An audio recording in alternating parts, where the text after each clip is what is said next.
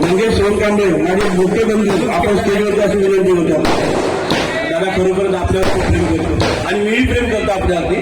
मंगेश माझ्या मोठ्या भावावर सख्या मावशीचा मुलगा आहे. लक्ष ठेवा.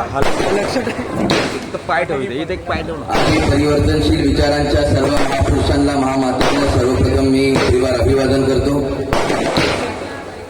दलित पॅन्थरचे नेते शहीद नेते भाई संघारे,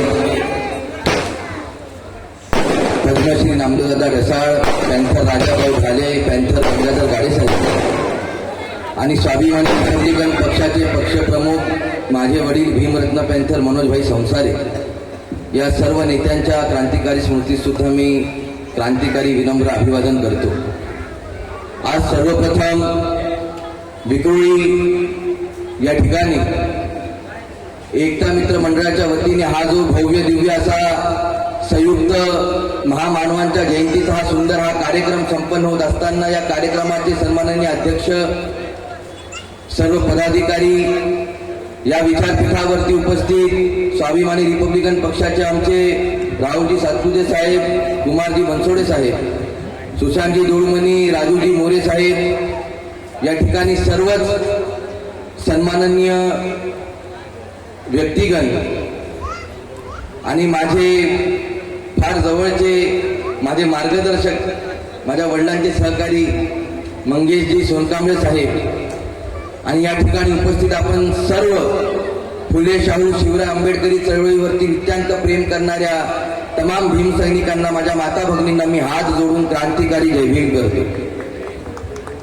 जय भीमचं उत्तर जय भीमनी कडक आलं पाहिजे. जय भीम. खरं तर आजचा हा कार्यक्रम हा फार एक सुंदर आणि मला मनापासून हा कार्यक्रम आवडला.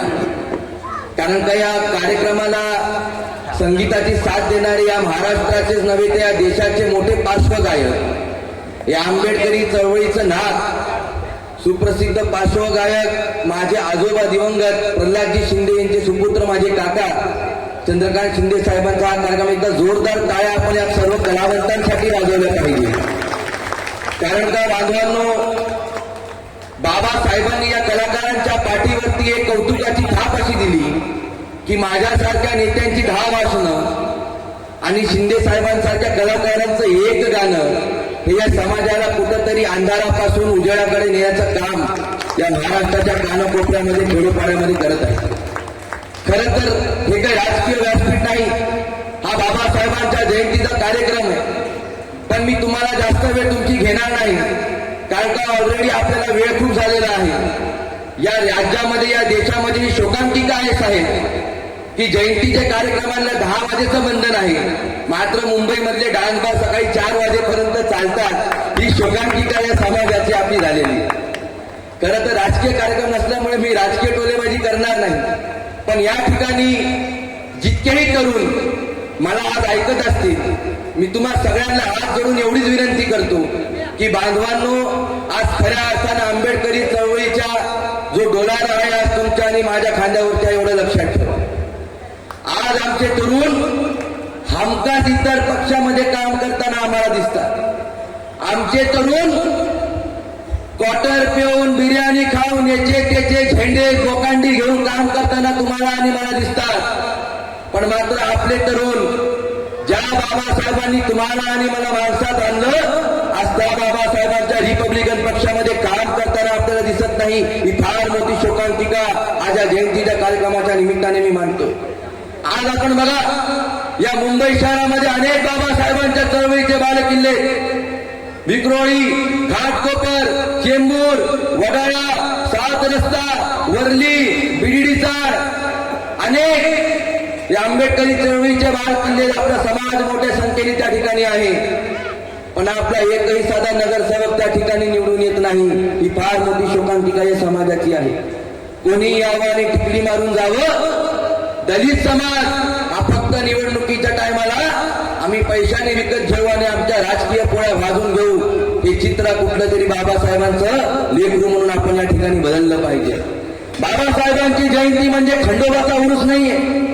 बाबासाहेबांची जयंती म्हणजे कुठल्या संत फकीराचा उरूस नाही.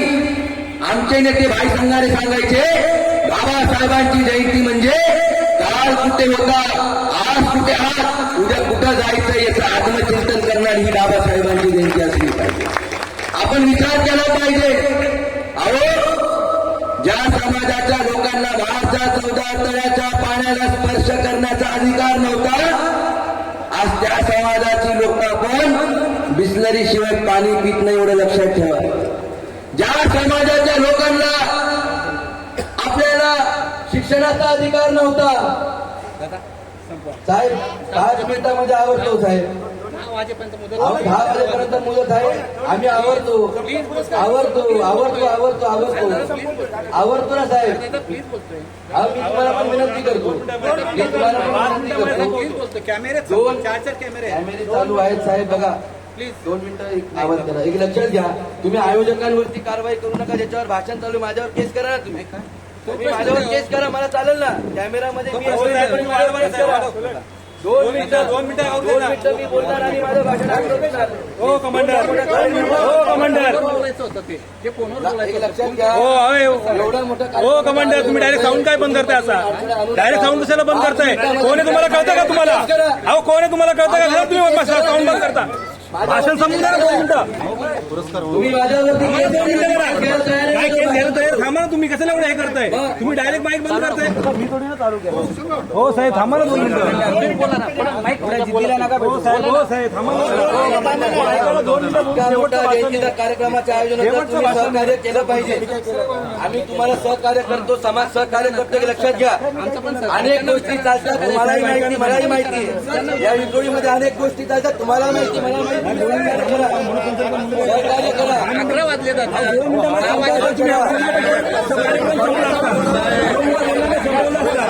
2 मिनिटं एवढ्या भाषण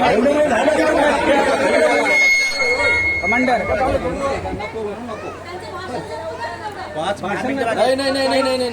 सहकार्य तुम्हाला करावं लागेल. तुम्हाला सहकार्य माझ्यावर केस करा ना. माझ्यावर केस करा. तुम्ही जो भाषण करतो त्याच्यावर केस करा. आम्ही केस करायला घाबरतो का? कार्यक्रम आहे. समाजाच्या विचारात बोलतोय. राजकीय भाषण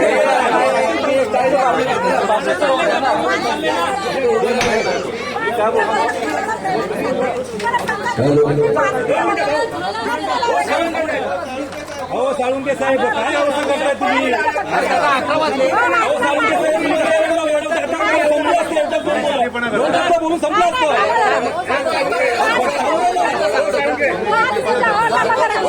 हे काय बघा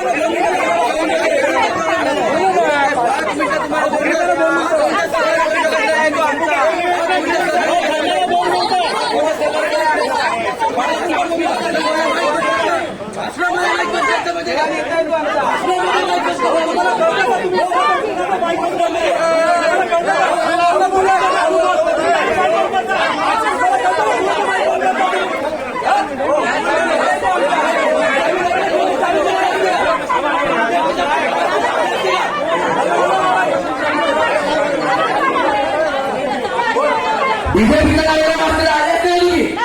आंबेडकरी चळवळी जयंतीमध्ये घरावरती गेले, आमच्यावर केस करा. आम्ही काही लोक संसारावर केस करा तयार नाही. आमच्यावर लक्षात घ्या. बीजेपीचा कार्यक्रम होता, तुझी हिंमत नसली आणि तिथून पुढे यायची.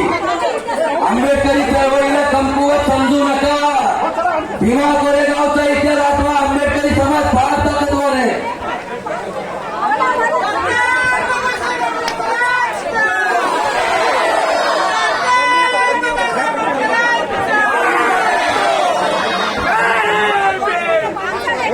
बाजवांनो, याच परिस्थितीला तुम्हाला आणि मला बदलायचे लक्षात घ्या. हेच सांगतो तुम्हाला, हेच सांगतो.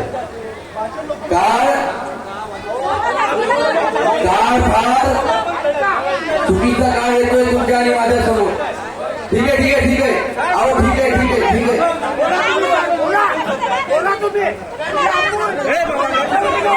अनेक ठिकाणी तुमचा आणि माझा आवाज दाबण्याचा प्रयत्न या राज्यामध्ये, या देशामध्ये चालू आहे. जर आज या ठिकाणी गौतमी पाटीलचा नाश ठेवला असता तर हे पोलीस शिवडीला उभे असते, लक्षात घ्या. पण बाबासाहेबांनी